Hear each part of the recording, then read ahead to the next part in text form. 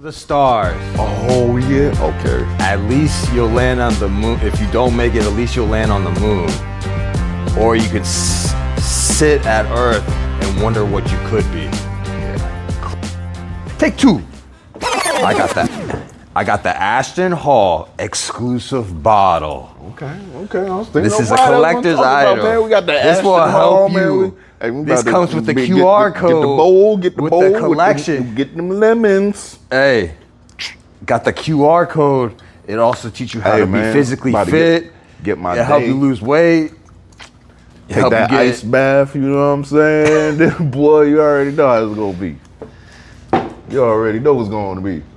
That's my impression of a snake oil salesman. Oh, Steve, no. You might as well get the pod started. What? We can get the pod started. We can go ahead and get it started. All right. Yeah. I didn't know we were going live. Yeah, shit. It is what it is. What's going on? Hold on. Yeah, make sure. Oh, this ain't just. Oh. No, it still sprinkles. Oh, it is? It still sparkles a little bit. Actually, no. Damn, I got lucky on this one. That's what I'm talking about. That's what I'm talking. Oh yeah, we definitely taking the ice bath in this. I ain't gonna lie though, this is mad good. This is probably. Nah, I had it in the refrigerator. This is hands down the best water. I had it in the refrigerator since 10 a.m. I ain't gonna lie, man. Like I said, I had it this in is the refrigerator hands since down. 10 a.m. I get why. I get why blue glass, all the other fanciness and all that other stuff. It makes sense to me. Austino, how you doing, brother? Doing good, we back, bro. Had to switch the plan up. Yeah. I didn't make my homecoming trip. I know. Plans fell through, but it's all right. I had an opportunity, and I took it. Yeah. And you know, that exiting plan is in motion. So I got a job on the east side. You know, Coco. Here we go. And I like that. That's a bar. Yeah. And I actually got this quote I've been working on, but we'll get back later to it. But I'm not gonna shoot everything off in the beginning. Okay. First 5 minutes. But yeah, I mean, things fell through. You know, no one owes me anything in this world. So sometimes you got to improvise, and sometimes people say they can do something for you, but it fell through. It's just I Am Legend Orlando, Phantom and I. I'm on my I Am Legend, just solo. Yeah, just me and the dog, bro. My dog and I. There we go, proper English. Yeah. It's just, you know, one of my favorite movies. I got too much love for that dog to give up. I've actually had some friends be like, "Oh, just put him up for adoption." I was like, "That's what everybody does. I'm not gonna do that. That's my boy." Hey, you know, I do commend that. I do commend that aspect because, like you said, the easy way would be to, you know, put them up and put them in an adoption or something like that, send them to another fan. And he's not the most adoptable dog. Or something like that or whatever. You know, it'd just be easier to get off your hands so you can go ahead and do your thing. But at the same time, that's like a responsibility. It's like a child. What you gonna do if you trying to get somewhere in life and you got a child? Well, you can't do nothing about that. You got to take care of that child too. So, in a sense that, you know. And what do I look like taking that kids. dog from you know, coming from starving to death to showing him the good life, and he's eating, he goes on good walks, and you know, we both made each other better. Like there was at a point when he was starving, I wouldn't eat unless he eat. We all did everything together. I got my wife, she got a emotional support dog, aka Nova, and she said that dog was the best thing that she's ever had outside of me and the baby, you know. Well, the baby first, then me. Cause you know, it's funny, man. I was sitting there watching the Nelly and Ashanti. They got a new show out right now. I mean, anyway, it's kind of real quick. But Nelly was talking about how the baby, once the baby came around, man, don't nobody even say nothing about it. He's like, do I get some love? Do I get some love around here? The mamas, the grandmamas, the wife, the shanty, everybody, the baby this, the baby that. Like, what about me? What about me? But yeah, that was just a little tangent. It got off a little bit. I mean, it kind of was the same. But yeah, Wow. But yeah, man.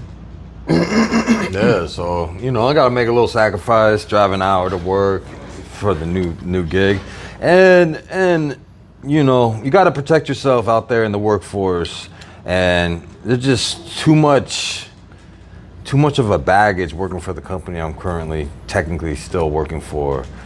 I'm not gonna, and you know, the CEO stealing money. You know, these are people above me that I don't know what their face is, and I dropped that, but this is the truth. And you know, I know this, and I'm not gonna sit here and trust there's no future with somebody where they have a history of stealing money. So, and there's some funny things on my paycheck where I saw things, and I never signed up for the 401k. It says $50 withdrawal for 401k. Never signed up for it. You know, there's a lot of things that, you know, now I'm starting to sound like a disgruntled employee, but it's the truth. So this is my point of view. This is my story. There was a $27,000 big job I sold, and they justified by hitting me with the hours and diluting it, and I was expecting to get $2,700 at one time. Just because you made that type of commission doesn't mean I want to get hit with the hours and do like, money. Damn it, I sold that shit. Damn it, give me my money. Exactly. My money. It's supposed to be on my monthly check. Then give me that shit on my monthly check, man. You know what I mean?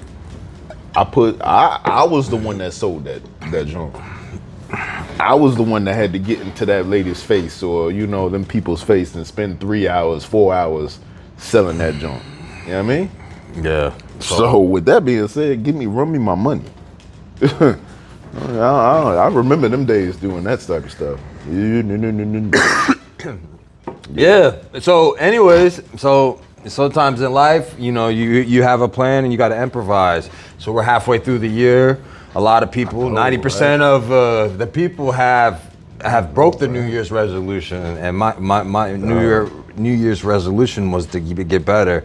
And right now, I feel like that was my problem, having a little bit of anxiety or dealing, like, you know, almost not like sleepless nights, but waking up wondering like, damn, why did I feel? And I realized it's because the job has been stressing me out because it hasn't been consistent. So I mean, I basically made more money taking vacation than I did if I would have worked my regular week. Yeah. And that's a bad sign. And I know you, especially these last few weeks, have really, you know, been going through it that way, just, you know, with that being part of it and things like that too. So just inconsistencies all over, you know, work-wise, things like that. Can't nobody live like that. Yeah. Don't nobody. And they have like, it's just too much. They send me a bunch of emails throughout the day. They have the camera pointed at me, and it's just like all this.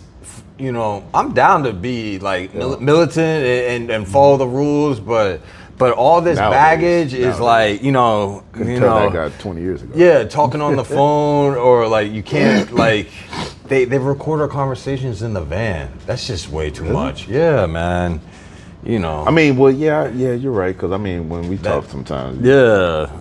Just be careful what you say. This feels like North Korea and Russia. Like, you know, like, don't talk bad about the CEO that stole money. But, you know, these are facts. And then if you see that stuff in the workforce, you got to make a decision, a personal decision for yourself, and you got to protect your kingdom and your empire. I was about to and say, yes, it is hard. But it's hard to leave your comfort zone. You know, there's the test study where they draw a circle around, and then the ant is scared to leave the circle.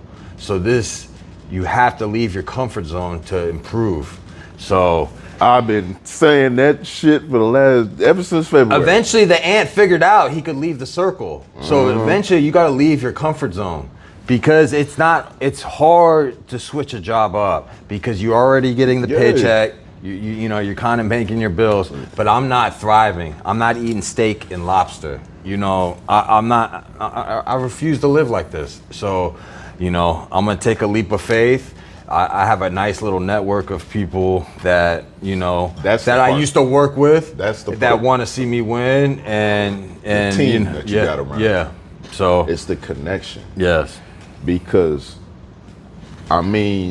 to be honest, if you didn't have that faith in them guys over the connection of guys that you got,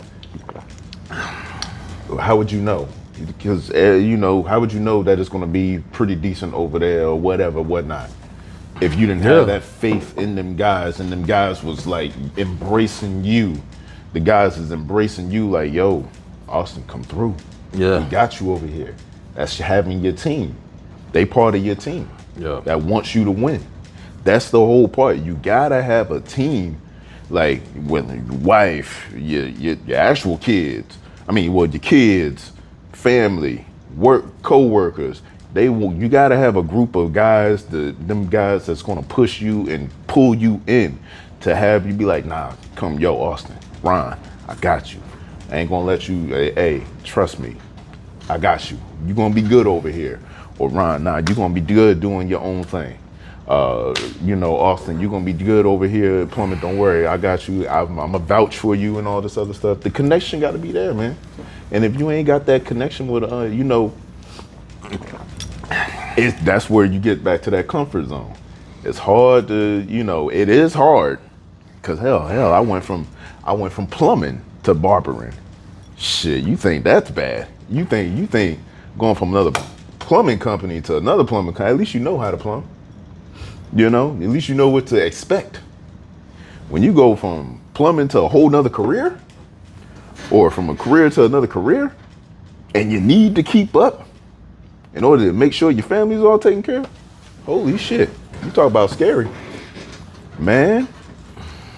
But you got a team behind you that's pushing you, my wife, family, moms, brother, everybody, like, nah, I got you. I see your vision. I see what you're trying to do.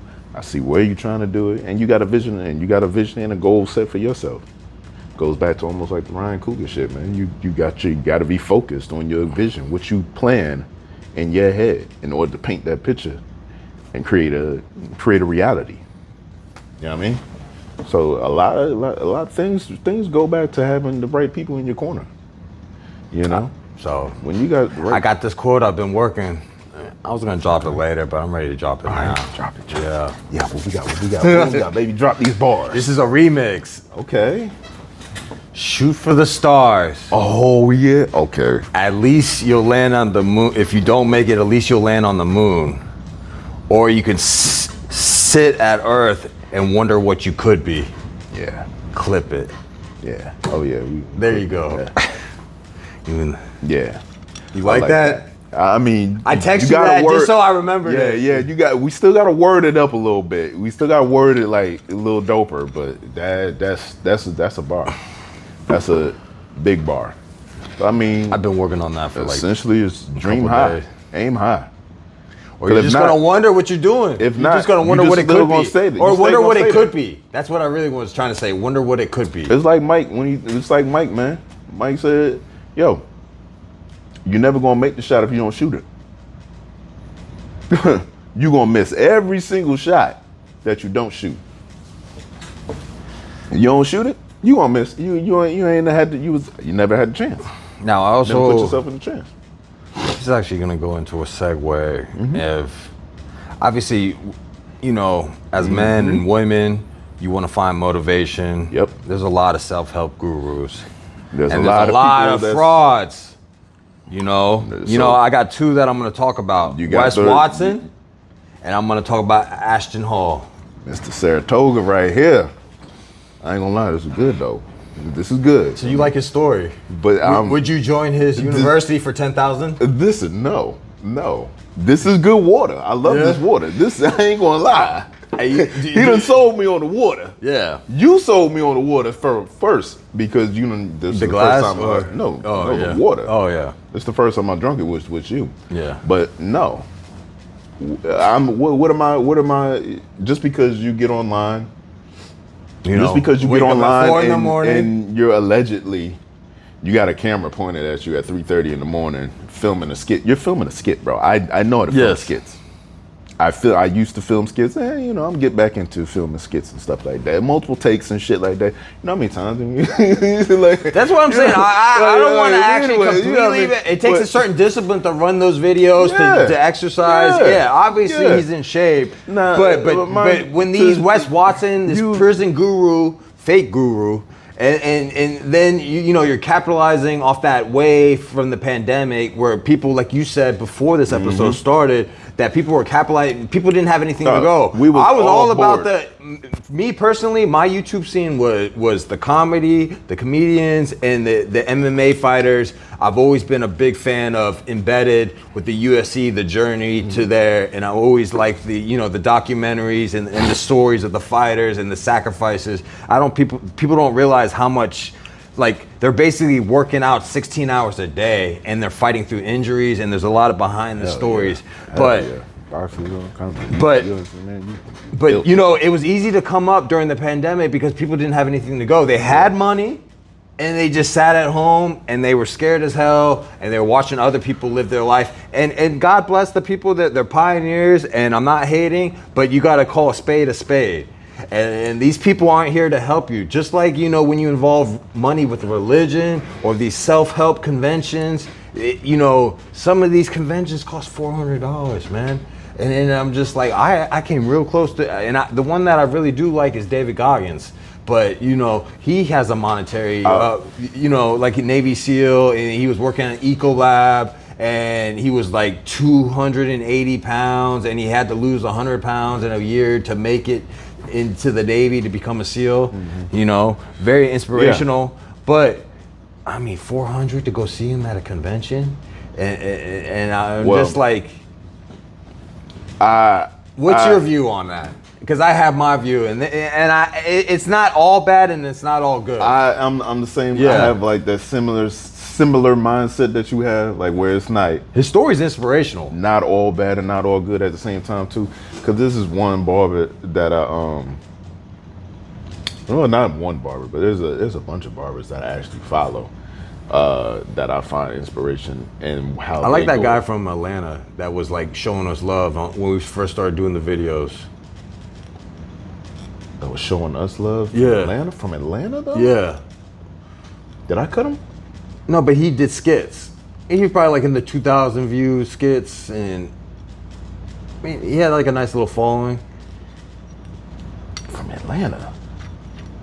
Now, he dresses up, he wears like a bow tie, like dresses up. Man, I am so I'm so drawing a blank right now. I cannot think of it. But shout outs to you if you was supportive of us, brother. Yeah. Shout outs to you. I'm so sorry I can't. You from Atlanta too? I'm from Atlanta too, man. Shit. Anyway. But yeah, shout outs to that brother. But yeah, no, for me. Sorry, I remember our fans. No, I'm joking. Okay. All right. So you think I'm a little Hollywood now. He had 16,000 views. We don't know where he's at. Speaking of 16,000 views, could have had another 1,000 views, but you know, somebody over here, he pressed 39 away. He pressed the pause button a little before. He pressed the jump button before, you know, we can get there. But anyway. Yeah. But for me, my mindset with that is you really got to do your research. You got to really do your research, because everything that everyone's telling you is out there. And if you gather bits and pieces from everybody, it's not necessarily one. This is one thing I just wanted to add. Everybody's life is a fingerprint. Your life is a fingerprint. Different. My life is a fingerprint. My trajectory is different from yours. So there's different things that motivate me. There's some things that motivate me with nature, just hearing the ocean, or just seeing the birds fly, or seeing like a bald eagle, just random stuff. And there's things that motivate you, you know? And you gotta I'm one of them guys where I can't just do it your way. If you tell me this is how you do something to be successful. But you can also take it into consideration, see if it'll work, I can't just do it your exact way. If you tell me this is what I do every single day. You gotta put your twist on it. You tell me this is what I do every single day. Okay, cool. You tell me this is what I do every single day. I do this, that, and the third, all this other stuff. Cool. And no, I can't just do it your way. I might take something that I see, okay, I like this aspect of what you said you can do. Let me try to implement this in my lifestyle. Oh, damn, you know what? I like the way this dude cut hair. You know what? I'm gonna try and implement some of his barbering techniques into my lifestyle. See how I like it. See if it works for me. Damn, this brother, I like the way he runs his business. You know, or runs his station, runs his chair, his setup. Okay, I'm gonna take maybe I'll implement some of what he got going on, and try and implement it in how I'm already doing it, and see if that works for me. Because at the end of the day, if he tells me, yo, everything that he's doing, that might not work for me. Point blank period. That just might not. Nah, I can't do all that. But if I take collectives from a bunch of people that I know that can be successful or that are successful in their specific area, oh, I'm gonna be okay. Cause I can create my own pot of stuff. You know what I mean? It's taking us, I mean, I was gonna say it's like taking a little bit of, nah, that ain't a good one. Cause I was gonna say like some stupid stuff. But yeah, take it a collective, take a little bit of everything from everybody and then put it in my own, make my own recipe, make my own ingredients out of it. You know what I'm saying? That's the best strategy. Exactly. And that's out there on the internet. In my personal opinion. Now, in my personal opinion, I think the only difference, hold on. Sneeze break. Yeah, a little sneeze break, my fault. But yeah, I think that's all out there on the internet. You can get that everywhere if you just search for it. You have to look for what you want to get. You wanna start up your plumbing company and you need to find the numbers how to do it? Cool. You want to start up this barbering, your barber suite, and you want to find some cats that's got suites? Take a little bit of inspiration from them. You also got to be careful too in the aspect that, let's say you do have that money for investment. There's franchises that will prey on your dream. There's where you're stuck in a backwards deal. And oh yeah, that's why research. You gotta be very careful because they make these contracts they seem very lucrative, but when it goes south, the franchise protected, not you as the owner. Listen, you research for free. You can research everything that you need to know for free. And that's where networking helps, is because you can actually cross-reference that people that actually have done it. Owning a barbershop, I talk to these owners all the time. So when I get ready to ask them questions, when I get ready to own my shop, yo, Fernando, he's talking this, that, and the third. What you think about that? Yo, Ruben, he's talking about these type of numbers. Is that something that might be something that I need to think about? Or such and such. He's bringing up this. Is that a good thing? Oh no, that might not be. Oh, okay. All right, cool. Appreciate that. Then do a little bit more research. Then you make an educated guess. What you feel deep in, if you feel that's the move, go ahead and do it. But you can't just go out there. You can't just go out there and say I got $10,000 or I got $20,000. Matter of fact, dog. Oh my goodness! Listen, I told a story. Ruben told us a story this morning. This young cat he was 18 years old. 18 years old, started up a barbershop. Came from money. 18th birthday, what'd he get? $100,000. So he started up a barbershop. Put 70 grand into it. Half the shit went into the floor. Marble floors, marble tiles. Within 6 months, shop gone. For one, he an 18-year-old boss. So all the barbers was bullying him. He wasn't charging. I think he said he was charging rent for like $1.50 or something like that. And he wasn't getting paid. 6 months, he let everything go. So with that being said, think about what you're doing. Do your research. is this going to work? Is this going to benefit me? You know, you try to make the best chess moves as possible. Exactly. And be strategic. Exactly. So before you really start like investing in like, you know, the self-help gurus and things like that, you know, just think about think about it. Do your own research at the same time. Especially when money's involved. Exactly. I was just about to get to that. Especially when the money's there. So, because, and I get it. You know, and the people that sell franchises, they know what works. They know how to prey on people. They know like. I mean, I work sales. I mean, you kind of have like a sixth sense. I did too. You kind of have a sixth sense on what to say and what not to say. Slick talking. And I call this slick talking. I call it slick talk because you know what you got to say in order to, you know, slick talk them into. And that's the part that I ain't like. You know what you got to say in order to slick talk them into getting some stuff that, you know, maybe they necessarily. I got to make a living, so. You know. So, hey, yeah, I mean, you know, exactly. I can't control the prices. Exactly. So I mean, you still got to do what you got to do. So, yeah. But yeah, nah, man. So at the end of the day, it was like, at the end of the day, do your own research before you do like your investments and stuff like that into these guys, because like I said, man, like you said. Everybody got their own fingerprint. What works for you ain't gonna work for me. What works for him ain't gonna work for you. What works for vice versa. You know, vice versa.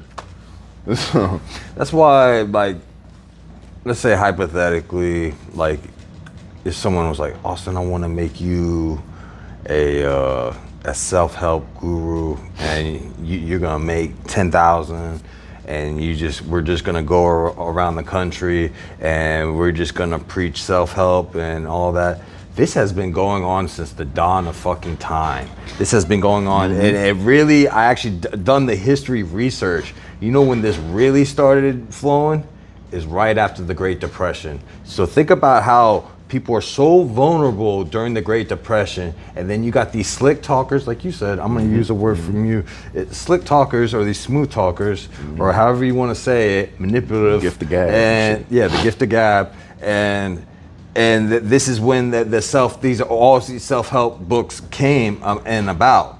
Now, my argument to them is, if you're such a great person and good heart, wouldn't you do this out of the goodness of your heart? And then realize, I don't ever see them just like that. Because Houston, but what about the Houston preacher that has that big mega church in Houston, got found with 800,000 by a plumber behind the wall? So what is he doing better? And then when the hurricane happened, he was trying to kick everybody out of Houston, saying like this, because he didn't want to make his church look bad. But if you're a man of God, why wouldn't you help these people in a time of need?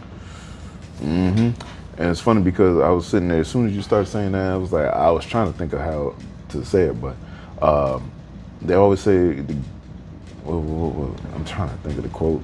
I'm probably going to butcher it, but the game should be, anyway, I don't know. But they say, if you want something, you got to pay for it. If you want my information, my dad did raise me like that. Nothing's free in this world. And life's not fair. Exactly. If you want my information, you can pay me for it. But nowadays, you can get that information. You know how many times we done went to customers' house and then turned, you know how many times Google done turned you motherfuckers into damn plumbers? Or just anything nowadays. Google and YouTube and shit like that. They can get that shit. That's what I'm saying. If you want it, you can get it. It's ways to get it.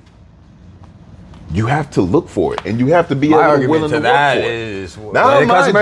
My argument to that is, I do you know have the tools? I was about to say, I do use Go Get that. Yeah. Do you have the snake? Do you have do you have the channel locks? Do you have that? Do you know what there? Do you know that CPVC is very fragile after 20 years? So do you I remember that want to too, do you 'cause want now to flood the that- house? that Do you is want to the- flood the house? You that can take is the when risk. you call us. That's when you used to call us, because we done went to plenty of fucking YouTube fixed homes and stuff too. You done broke experts. you done broke the shower valve in there because you thought you was a YouTube expert, because like you said, you didn't have the right tools. You didn't necessarily know. Oh, you saw even the this experience. You saw, okay, this is, oh shit, it's in the wall. It's copper. But I got a funny ass story. PVC. I got a funny story. Tell me. Tell me. Harbor Freight. Bro. So anybody that knows anything about construction, everybody lovely. knows the cheapest tools come from Harbor Freight. They're like the Ryobi of tools. Worse than Ryobi. I don't care. Oh, hold on now. Yeah. Hey, we ain't no Ryobi slander on this team. I don't care. It is cheap though. It is cheap. Yeah. But that's what I could afford right now. That was what I was able to afford. Well, you're already mentally checked out, so you got the good. No. Even before, I got a lot of work done with some Ryobi. So, okay. You know. Yeah. That's an argument for another day. Yeah. But Harbor Freight is notorious for the cheapest tools known to man. It's like the Dollar Tree of tools. So this customer, God bless his soul, he wanted to argue with me. He was trying to snake his kitchen line with and I'm not even an electrician like that. Like, but I still know what the tools are. But he had a wire puller, and I said, sir. Wire puller. Oh. Yeah, like a little, pull the wire through the conduit, and then, Okay. Yeah. Some of the techniques are very similar to plumbing too, but, and I said, sir, that's for electric. He's like, no, it's not. He said, I was like, sir, I said, that's the pull wire. I promised you. And he was like, no, the guy at Harbor Freight sold me this as a snake. It's a snake. And I was like, sir, that's not a snake. I'm just telling you. And then 20 minutes later. Told you as the plumber. Yeah. 20 minutes later, I see him on his phone in the corner like this. Googling some shit. Yeah. And then sure this a enough, he was like, Austin, thank you for correcting me. And sometimes they'll be wrong even with the tool. The laptop in their hand. Yeah, of course. And at the same time, it's one of them things. It's like, what you're paying us for, you're really paying us for the experience. We done been there, done that, been doing this umpteen years and shit like that. So that's really how you're doing it. Cause I can use some cheap clippers and give you a fucking great ass fucking haircut. I'll give you my. Hey, you see, I just got a brand new set. Oh yeah. I got the blue ones.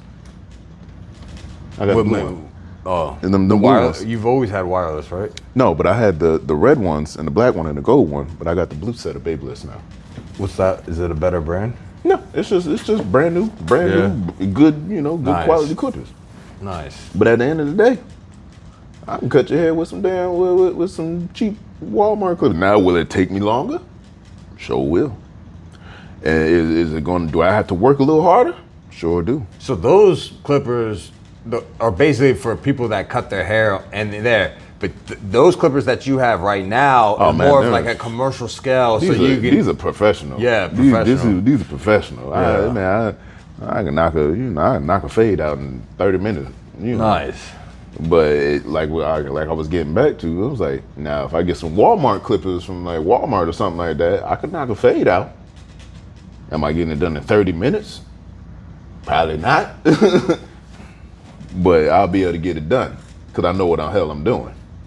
But that's like the same, like vice versa. If I was to give you these clippers right here and tell you to knock a fade out, you wouldn't be able to do it whether you had Walmart, the top tier, or some damn Walmart clippers. You ain't gonna know what the fuck you're doing because you ain't experienced in that. I never told you I tried to be a barber at one time. Did I ever tell you that story? What?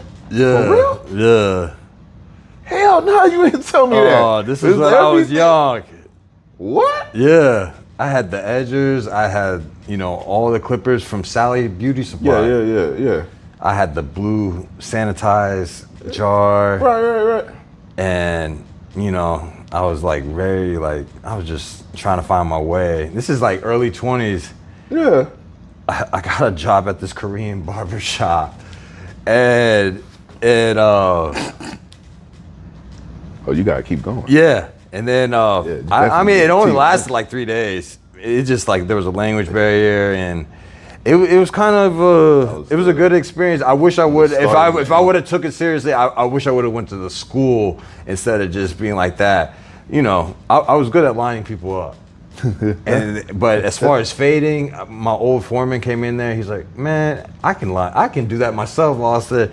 He was like, "Fade me," and then it was right in front of the owner. And my God, she was just like, I don't think she had the patience for me. She's just like this Korean lady, like, "No, you do it like this. You do it like this." And I was just like, I didn't know how to blend. I didn't know anything of it. Basically, she helped me. She helped me do the fade, and you know, yeah, I was trying to be a barber, but you know, unfortunately, those clippers got stolen. But yeah, so they stole. That's how. Yeah. Well, no, I left them at a friend's house, and you know, shady motherfuckers, and they just it got stolen. So and they used it for their barbering career, or themselves. Oh my goodness, that's crazy. You always got something, like you're always. Damn, I can't believe I never told you that story. Never told me that, bro. Wow, I told you on camera. Me that. That's crazy. That's hilarious. I gotta look at the video. How shocked you look. Oh hell yeah, hell yeah! I'm sure my face like, what the fuck? Oh man. Oh, but I don't want to talk about.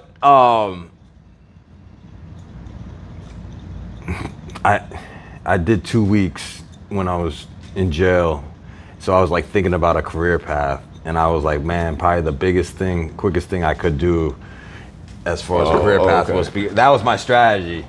But then I ended up getting back in the restaurant construction scene and stuff. So yeah, and all there's a lot of careers I wanted to do. At one point I wanted to be auto body, and then at another point I seriously wanted to be a bounty hunter.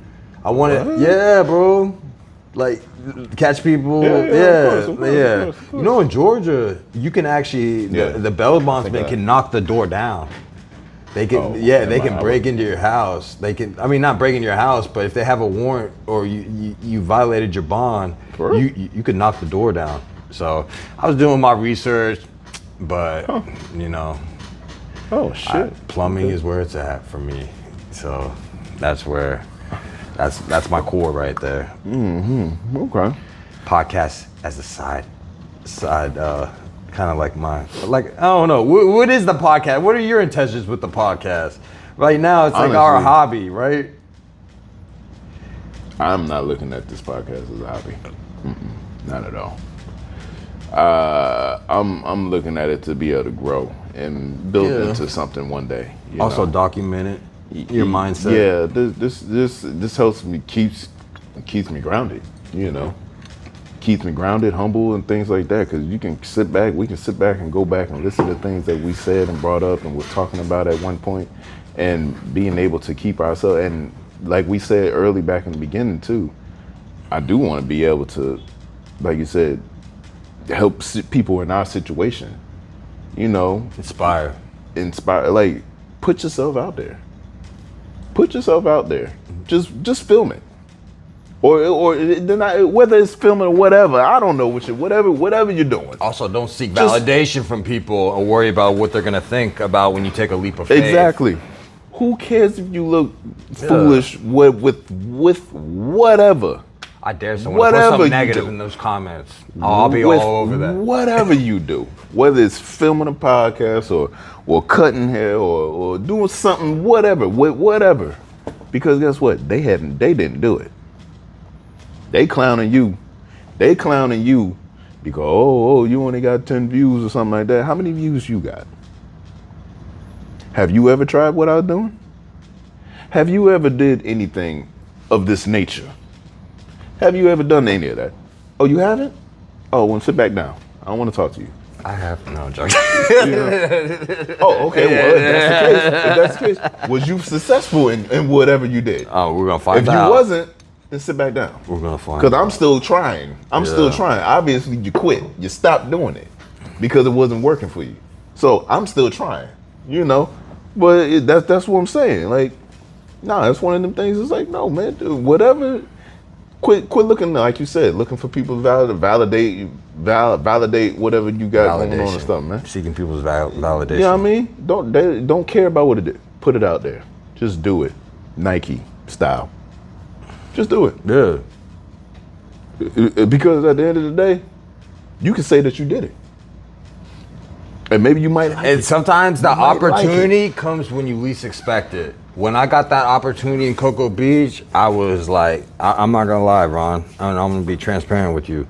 And that's what we always the people watching too as well. That's what we do. I was pissed off, bro. Like when the whole thing fell off and I had the plans to go work in Clearwater, but you know, the prophet Abraham called me and said, hey man, you need to come down to Cocoa and there, and then you know, it took like a 2-day process for him to convince me, and then we had to work out some, you know, there was some backstories, and I had to ask him some questions. But as far as that, Abraham was like definitely helped me, and I'll never be able to, you know, I'll never forget that opportunity that he did give me, and then he looked out for me. And you know, I didn't see the light when it was just like that, because I was like, I already had in my head, I was like, I'm gonna do this Clearwater thing, and you know, Phantom's gonna be up there, but you know, I you know, no one owes me anything, and it's gonna be better this way anyways, in retrospect, because it's all on me, and I don't owe anybody anything, and I don't need anybody's validation from Virginia. I don't need anybody, whether it's a friend or blood, or it doesn't matter. If you don't want to, you don't want to see me win, that's cool. Then we need to part ways, because I don't have time to play games with people. I'm not seeking negativity or drama or any of that or toxicity. I know I have my moments where I can be negative, but at the same time, you know, we got to keep things rolling, and we still got 6 months in this year, and we can turn things around. So that's where my mindset is right now. Those are the ones that you need to have. Those are the ones that you gotta see that helps you win. You know, the ones that believe in you when you need a spot to sleep at or something like that. You know, and be like, yo, I just need a spot to get off my feet for a little bit, man. You know, I just so I can grind out, man. Grind it out. A place to lay my head down. Or, you know, in order to do that, they let you get that couch or something for a little bit, they the ones. If they hemming and hawing, like, I don't know, you gonna pay me some rent or something like that, man, it's like, or whatever it may be. You know what I mean? You might. They're wishy-washy. Yeah. They you might need to. They don't believe in the dream. Check your priority, because they're not tracking with what you're going. And mind you, that goes into another little thing too. Mind you, ain't nobody gonna see your vision like you see your vision. Just like how just like we just literally had. This ain't how I'm looking at the pod. He sees just a tad bit different, but we riding with each other. He believes in it, just like the ones that I need to believe in me. Those are the ones that you gotta ride for. Those are the ones that you need on your back, because they believe in what you got. They believe. They don't necessarily see it, but they believe in what you're putting out there. They believe in what you're preaching. So with that being said, it's like, all right, I mean, I'm a rock. Now them ones that, you know, they say they believe in your face, but then when it comes down to hard times and you're looking for their help, and they're like, well, I don't know, I'm not sure. Are you sure that's gonna work? Or you think that's gonna be a good move or something like that? Nah, forget you now. I don't need you. I don't even need you no more. Because obviously you don't believe in me. And mind you, you have every right to believe that. Because what do I have to show? There's nothing for me to show of it. You have every right not to believe in in my vision.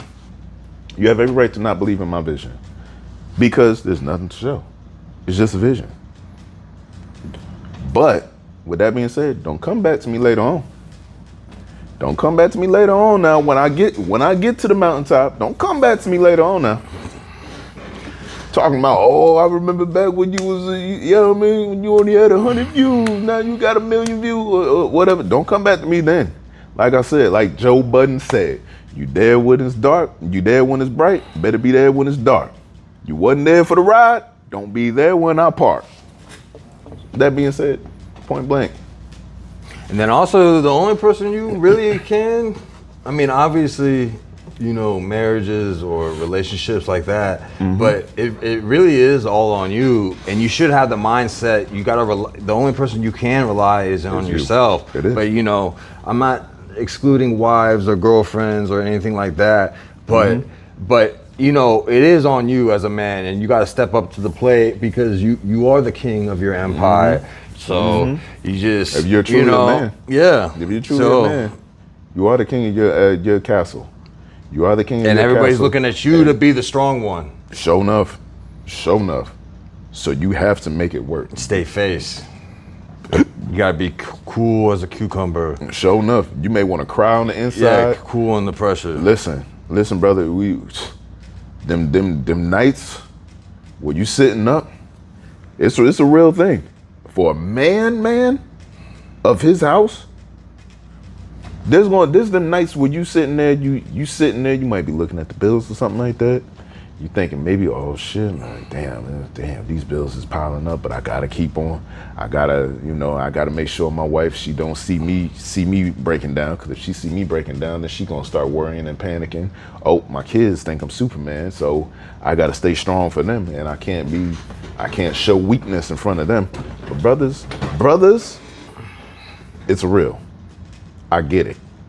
There's nights, you know, where we're sitting there trying to figure this all out, and we ain't really got nobody to talk to, you know, to be able to, because you know it's a man thing. We're not. We don't want to. Men want to hide their burdens. We don't want to be. Nobody wants to look weak. Seem weak in front of, like we said, our children, our wives, you know, significant others, whatever, you know, it may be. You don't want to seem weak in front of them. They need you. You need them. So with that being said, you're going to bottle that shit up. And you're going to hold that shit in. And it is what it is. You get beat the hell on all day long.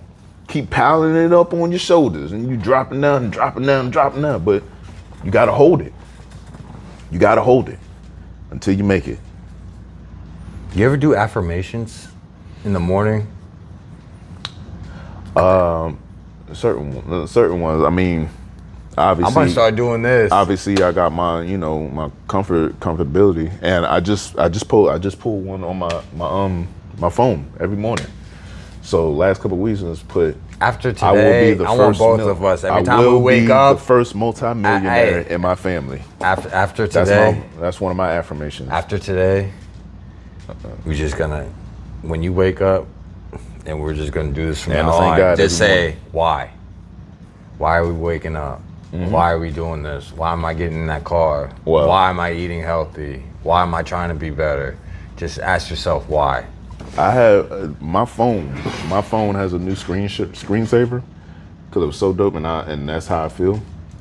It says, "I will be the first multimillionaire. I will be the first multimillionaire in my family. Affirm this." That's That's my screensaver now. So I have to see it every time I open my phone. I have to see it. Open my phone. Every time I open my phone, I have to see it. My wife and my son is on the first side, and on the inside is, "I will be the first multimillionaire in my family. Affirm this." And it's highlighted, multimillionaire and the first in my family. That's my why. And I thank God every morning that I wake up. Anybody that talks to me, they sit in my chair, they know, "Hey man, how you doing, Ron? How's it been?" "Hey, I'm good, man. I woke up this morning. Thank God for that." Every single time. So they know me. Like I said, I got that new dollar up on my whatchamacallit. That's gonna be my first $1 million bill. That's God's work. Also good for you is, you know, when life does get crazy, you can have a nice little reset, buy like a Lego collection, and then just have a little reset to get your mind off of it. There's nothing wrong with that. Mine is actually, it's been going to the ocean. So, hey, yeah, exactly. I've been going walking at the beach, and it's wild, man. When you put that phone away, it's crazy how much anxiety that this thing causes. Your bills are in this, the drama, you comparing yourself to other people. If you got the social media, it's very toxic. Yeah. You know, we're supposed to give a flying fuck about what this Jeff Bezos and the chipmunk marriage that, you know, what's Kim Kardashian wearing? Dude, she's been with 50 guys. Why do we give a fuck? So, you know, all the problems are here in the phone. So, 1,000%. Because people be worried about people too much. You'd be surprised. And that's why, like, really, like in the fall, I would like to, you know, get that cabin Tahoe and just hear silence, and just some of the most beautiful things are just have nothing to do with technology. Just walking or whatever, or you spending time with your son and your wife, and you guys are like, those are special moments where people think that you need entertainment to spend money, you know. So like you gotta spend money to entertain yourself or find humpy. That's the trap. Yeah. That's the trap. Yeah, it is. Yeah, it is. Yeah. So this whole week, man, I've actually been finding some inspiration, man. And you know, we got some crazy stuff going on in the world. You know, and Mr. Trump said we were never gonna have any acts of war. He lied. And you know, we got a lot of craziness going on that we can't control. So we just got to control our destiny. And you know, we're in a lot of turmoil right now, as in the world right now. So, but what I was really going to say is, like, the only person I really trust in the government right now that doesn't have any ulterior motive, and I heard a beautiful interview, was actually, I got two interviews that I watched that I found inspiration, was the one with Joe Rogan and Bernie Sanders, man. He is the only one I trust in the government. Okay. And I wish. I wish. Where are we going? Because I don't trust none. No, he's the only one. He's the only one I trust, bro. And just the way he talks, and it's like this. Yeah. And how he puts things in perspective. Yeah. And, you know, I never even thought about rural people, like people living in the country, like they have problems with healthcare. And then, you know, like basically, you know, we're not educating people on how to diet, or like, you know, we continue to have this cycles of problems. And I feel like he's the only politician, you know, maybe he doesn't have all the answers, but at least he brings up the conversation. He talks about the Israel. He talks about the atrocity. There's people starving in Palestine, and then you don't hear anybody talking about it. But anybody, because they're in the pockets of AIPAC. So we talked about that in episode 7. Yep. Same shirt. No, same shirt. I think it was episode 6. Episode 6 was after Fubu 5. Yeah, episode 6. I'm wearing the same. Homage to episode 6. The same shirt. T-shirt. Yeah.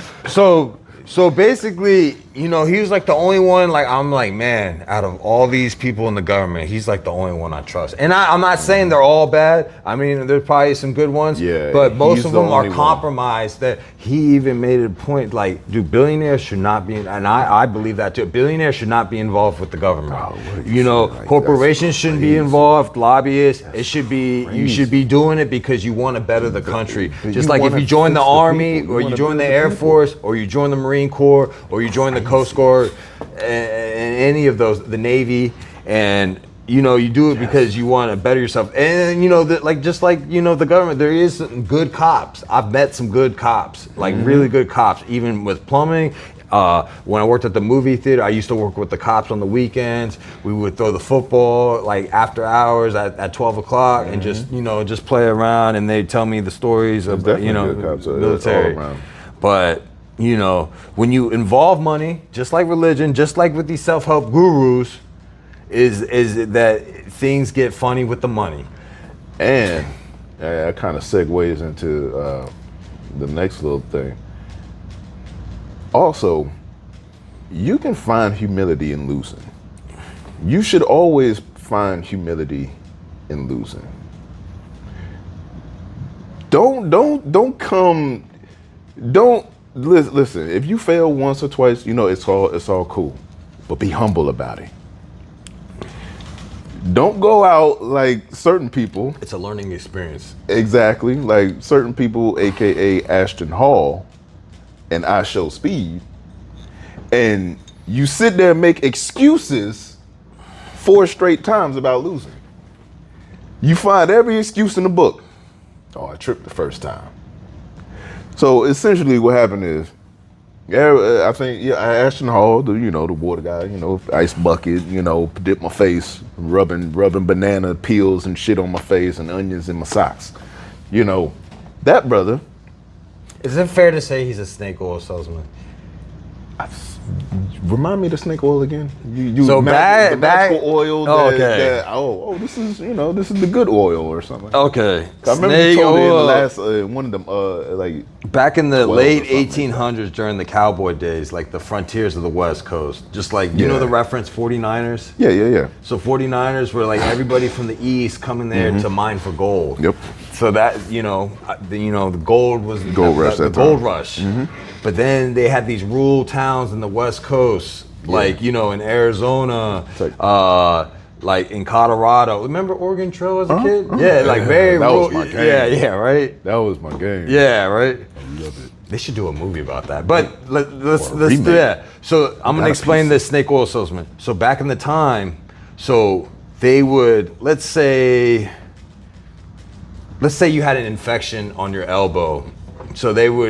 So we just go around town and be like, this blue bottle of this magic medicine that I got, we'll say I got it from Oklahoma, from a chief, and you put this on your sore, it will make everything good. So basically you're selling dreams. You're selling, have you ever heard this term before? Wolf tickets? Mike's secret stuff. Selling wolf tickets. Basically, you cry wolf so many times, but it kind of a little bit of the same. Yeah. But it's essentially Mike's secret stuff. The Looney Tunes. The wolf is here, but water. He's never here. But yeah. Nah. So you get it now? Yeah. Like, listen. You're selling. So dreams. the brother gets on there. He calls out 20. How old is shit? He's 20 years old. I Show Speed is a big YouTuber, big YouTuber, one of the biggest YouTubers. I think, matter of fact, he won like YouTuber of the year last year or this year or something like that. So yeah, he calls him out. He's like, he raced Noah Lyles. He's a really fast kid, like really fast, and that's where he built his whole platform, starting off like doing little acrobatic shit, and then like racing people, and then showing off how fast he also is. Also being obsessed with Ronaldo. Yeah. And, I think Messi too, right? Or no, just Ronaldo. Yeah. So all that. I could be wrong. I think he's got the tattoo. Yeah, he do got the tattoo. Oh God. Of his face. Yeah, he got the tattoo of his face. He's a real big side. He's a cool. He's a good kid. Actually, he's a good kid, man. This might be a photo. I think he's been to Mecca with Ronaldo. Yeah. Ronaldo is Muslim. Yeah, he went one time. I did a little deep dive on not Ashton, but I Show Speed maybe like a couple of months ago when I first followed him. I was like, yo, this kid, he's a cool little kid. I like what he's doing. He really geeked out over meeting him. When he met him, he literally turned into like the biggest fan. He did a suspect video. Like a real? He did a suspect video. Oh, for real? Yeah. Oh man. You remember that rapper Central C from London? Nope. I don't know. I should be straight up asked him like, how big is your joint? That dude hung up. I was like, dude. But I have to, I have to blame that on his age. Yeah, he was just immature. Yeah. But Central C. All right, little boy. Hey, pump your brakes there. Yeah. Kind of suspect. Oh, suspect. Yeah. It's kind of pause word. Yeah, suspect. So hey man, Ashtonhall basically he challenged I Show Speed because you know Ashtonhall he out here doing the super running in slow motion and then rubbing bananas and stuff on his face and onions in his feet and everything. And he runs and he's a well gifted he's a athlete. He's an athlete and he challenged I Show Speed to a race and loses 4 times. And with every excuse, last one he just fell. Every excuse, no, the first one he fell. Oh, it was the very first one he fell. Every single race, he made up the most craziest excuses. That's what I'm saying, man. In life, when you fall, just get up. Figure out what you did to fix yourself. And be humble about it. You lost 4 times, my brother. 4 times. You tripped the first one, then the second one you clearly lost. And you tried to say, oh, we was running on grass. I don't train on grass. If I'm I Show Speed, by that time, I'm like, you know what? All right, you know, you slipped the first time. I'll give you the second one. For sure, we gonna race the second time. Now you want to make up more excuses because, I don't train on grass. I don't do this on grass, and I ain't got no shoes and all this other stuff. Show Speed said, "All right, bro. We'll do it on the turf. We'll do it on the walk path or concrete pad or whatever. You do it one time on the concrete pad. Then after that, you clearly lost in that one too. I would have been done. Show Speed was almost done. And I get it. I Show Speed, he held his composure better than I would.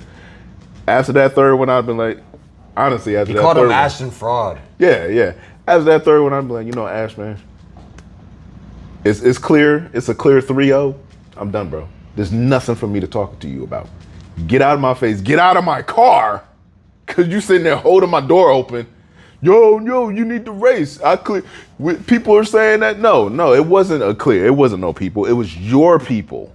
It was the 20 people that was there for you.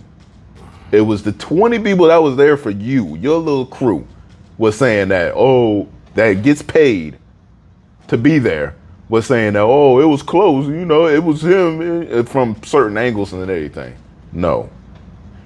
Everyone clearly saw that you jumped early and Show Speed caught you. I'm like, bro. And then I Show Speed raced them again, and it was a clear cut this time. But it was like, I'm just sitting there, I'm like, I was more of the thing, like, I was like, you know what? You need to take a learning experience out of that. You need to humble yourself. When you fall down, get up, dust yourself off, figure out the next move. And don't sit there and keep poking the bear. Why are you gonna poke the bear? I also saw a good interview that it's funny you said that, like accepting defeat. I actually saw a really good interview with Angie Martinez. Yeah, I guess she's a DJ from the 90s to early 2000s. Hot 107, man. She's iconic in New York, she's man. iconic in hip. Boy. Yeah. So she did an Hot interview. 97, man. That's New York all day. She did an interview with Ryan Coogler, and basically he was talking about his football days. You know, in his school, he was the best football player, but he said sometimes you got to recognize when somebody's exceptional. Those were his exact words. So he said when Marshawn Lynch, he was just like a prodigy. Like he was just unreal. Like he said, you get the arm, I'll get the leg, and that's how they would tackle him. And he was like, he also like he was always like, the one thing I noticed with the Ryan Coogler where he'll answer the question truthfully. So he'll have a 2-minute pause where he's like. And then he just like, it makes you very authentic. And then he's like, and he doesn't like hide from the questions either. Like he'll ask, like just an example, she'll ask him about death. He's like, oh, damn, I was taken aback. I didn't think you were in there, but I want to answer the question. very humble dude. You know, comes from the Bay Area, and that interview really inspired me. And then sometimes when Ryan you Coogler see someone better, you know, you got to to soak the game up, and then basically, yeah. you know, he still had a successful football career. 95% of the high school football players don't make it to college football. So the fact that he even played college football is still a milestone. And then switch from college, and he had a scholarship too. Mm-hmm. And then he took the leap of faith because he was in writing, taking writing class, and he said you should go into filmmaking. He took a leap of faith, and he wasn't comfortable, and he took a $200,000 loan after becoming a full ride scholarship, where he could have took the easy route and just got a little bachelor degree and worked the corporate ladder up and work his way up. But he followed his dream. And also in the interview, it also talked about how he just grew up in the movies. Like him and his family just watched movies. They would recite lines, but very inspiring on his way of thinking. Ryan Coogler. I always like interviews where like people with deep think and they have a different perspective on life. And that's really how you can learn as a human being. I try not to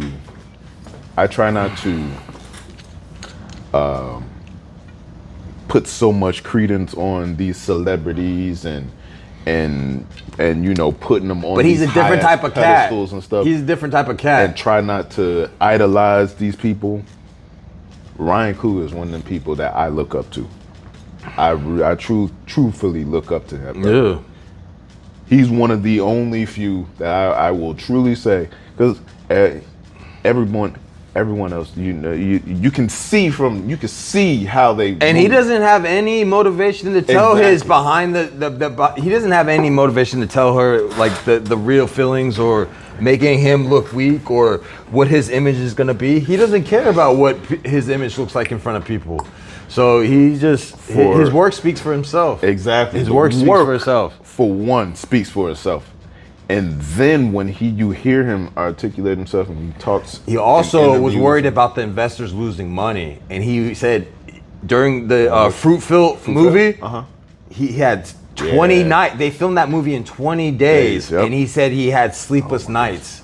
Yeah, because he's trying to figure it out. Yeah. He was trying to figure it out. And there was $1 million on the line, investors' money. So he was thinking about the pressure of his investors instead of being like, oh, well, it's not my money. Yeah, I'll figure it out. And you know, that's the type of people I would like to do business with. People that are worried about your well-being instead of like, you know, a franchise being like, oh, you got the good credit.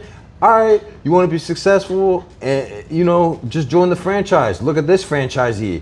All right, well, tell me about the franchises that didn't make it, because I want to hear their story too. And you know what? That the person that you know that what's it called? Brokers the deal. They're not going to tell you the bad stuff. And you, like you said, speaking of franchises and stuff, that's why I'm so excited to see what. Because I'm sure Black Panther 3 is going to be his last MCU movie. I can't wait to see what movies he put out after. So technically he's under contract with them? Mm-hmm. So he has to put him. He got one more, the Black Panther 3. That's his last contracted movie. And then he's got, I think he said in the interview that he's got a 2020, he started his own film company. Yep. Yeah. Yep. Proximity Media. Proximity Media. I can't wait to see what his career in proximity media flourishes to. Also, creating his own stuff. Yeah. Because all that is, because sinners create your own stuff. Now he has the total freedom to be able to do and create and make whatever he wants to make. And also, Angie Martinez accepted defeat because she said, oh yeah, her star interview. Yeah. Her like.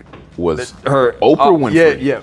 Oprah Winfrey. That was her GOAT interview that she But then Ed Lover, that wasn't a DJ, he was a rapper. He got the interview. Instead of being mad, she just said, good job, Ed Lover. And she said, Ed Lover was like, thank you. And then, you know, basically, sometimes you got to be humble in defeat.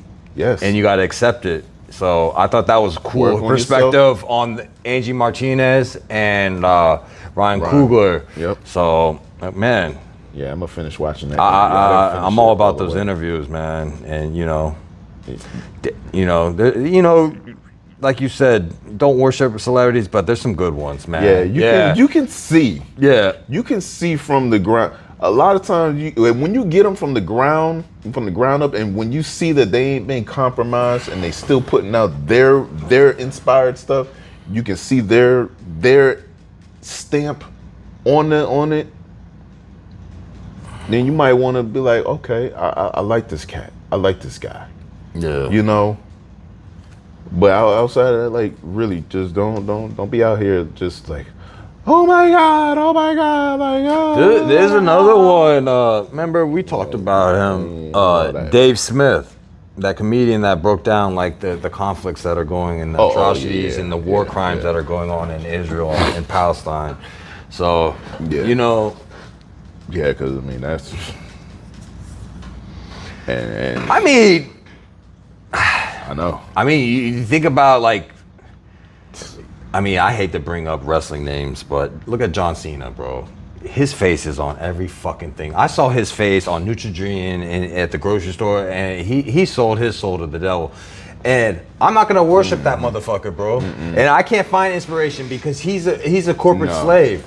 Yes, he is. So and the whole, because I just got back into wrestling like a couple of years ago. Yeah. And I grew up with John Cena, hustle, loyalty, and respect. What he has turned himself into this year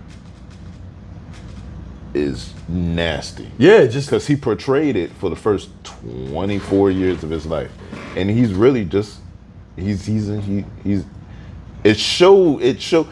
If I would have had that same, if I'm not the person that I am today, the type of person, for a person, if you're not like me and don't have really put them if you idolize John Cena up until this point and you had no idea, like, oh, he's corporate, all this other stuff, he's compromised, and you really believed his character, he's really just a character. He apologized. Did you see when he apologized to China?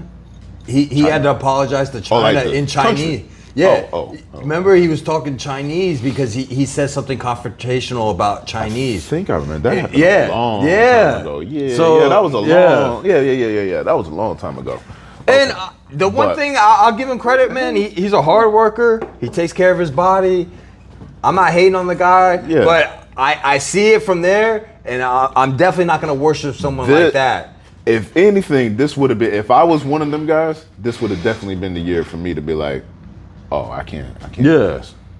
Because hustle, loyalty, and respect went out the window. That completely went out the window.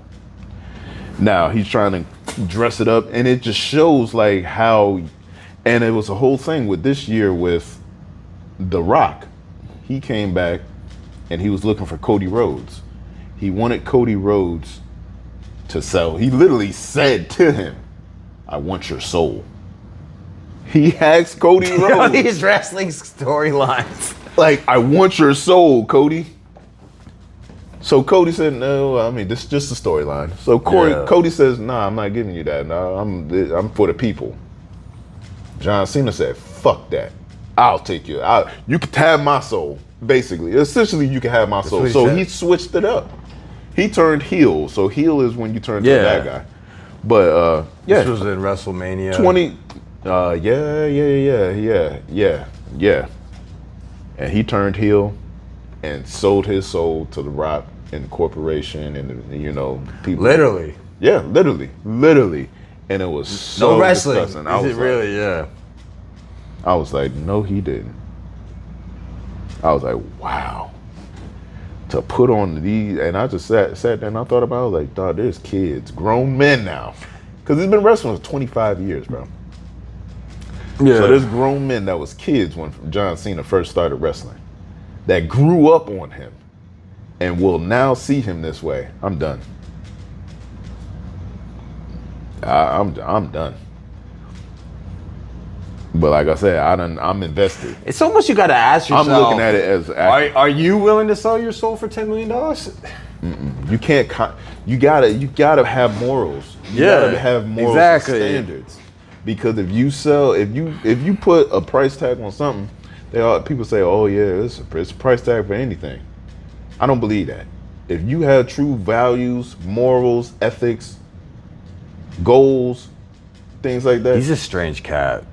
You're not going to compromise. I think I saw this clip where his wife.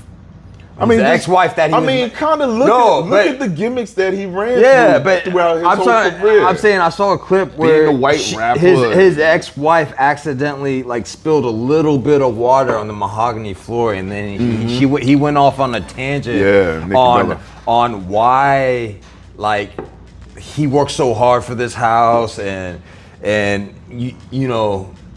This is a custom house, and then instead of worrying about your wife and her well-being, she was like cooking for you, and she was like, damn, I want to have kids, and then he's like, no, I don't want to have kids, and then he goes on some daylight show like, I love her, I will have kids with her, and then he I guess he's on the show, he's like, oh, I don't want to have kids, but he's a strange individual, but one thing I do appreciate about him is his work ethic. So that's the only really thing I can give him props for. I look motivation. At it nowadays because I'm big on wrestling nowadays, and I'm watching Thursday, I'm watching Friday night, I'm watching Saturday, I'm watching Sunday and Monday. Thursday, Saturday, Monday, and I look at him as an actor, you know. In wrestling and outside of wrestling. He's an entertaining wrestling actor. That's how you got to look at it. And I would advise people to look that way. Stop idolizing these people. They are actors. They are puppets. If you want to just be entertained for that moment, do it that way. Look at it that way. Don't idolize them. Because you start putting them on pedestals, you'll get, and then you start seeing the real person. Oh, then that's when you get heartbroken. That's when you start getting your feelings hurt. Because you thought they was some way, you thought they was some kind of way, but they really wasn't. They wasn't authentic to themselves. Yeah. They flung that little dollar in their face, and they went, oh, what do I got to do for it? Exactly. So yeah, I ain't got no morals. I guess next week we're gonna talk about next weekend we're gonna talk about what's out there. I guess I guess we're gonna have a verdict for the Diddy trial. Oh yeah. We had to take a little break from the they're trying to say, TMZ, they're but trying to say Thursday could be the day. Yeah. They're trying to say Thursday. Well, no, not Thursday, because they're saying that next Thursday. I mean, my prediction is it's gonna be half and half. I think he's gonna do like 5 years, and they're just gonna be like. I think so. I think it's just, and then that's a win for Diddy. Yo, 5 years. Hell yeah.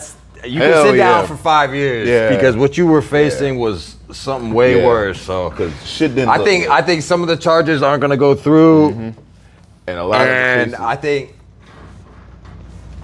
I think he's gonna end up doing 5 and under. And I think we did make a bet because I think you went 10 and over. Yeah, I went 15 and over. You said 10. You said 10 under. Yeah, 10 and under. I went 15 and over. So you can redo your prediction. Nah. I mean, I made it on camera, so I can't go back on it. I gotta eat it. John Cena it. What? Oh, what? Nah. Hell no. Go back on your. Go apologize to China. I made this shit on camera, so I gotta eat what it is. And I mean, who knows? Who really knows? But we'll know probably the end of next week. I guess we'll talk about it. It was nice. At least we got to talk about some inspirational stuff on this episode. I was so glad to talk about it. Because we had to take a break. I mean, even though the R. Kelly and Michael Jackson episode did really well, I felt like we were turning into like a TMZ thing. I don't like podcasts. I don't like that. I like talking about it. It's funny. I mean, it's fun. It's funny and stuff like that. It was fun talking about like the old school songs with R. Kelly. And like how talented he was, and Michael Jackson talking about the bleach skin. We did that shit for almost 4 weeks straight, bro. Yeah, so name dropping some type of celebrity. We had to take a break. Oh my God, I'm really, I don't know if I can do that. Yeah.